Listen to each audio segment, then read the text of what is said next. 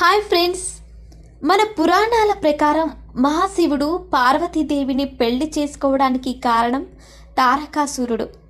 ఈ తారకాసురుడు ఎవరు?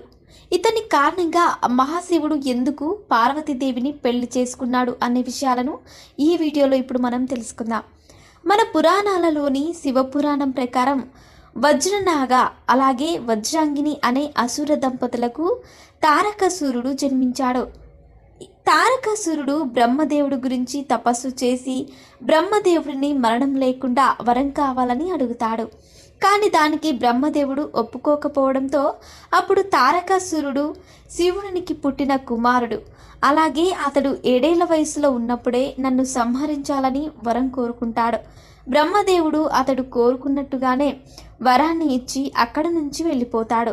అసలు తారకాసురుడు బ్రహ్మదేవుడిని ఎందుకు అటువంటి వరం కోరుకున్నాడు అంటే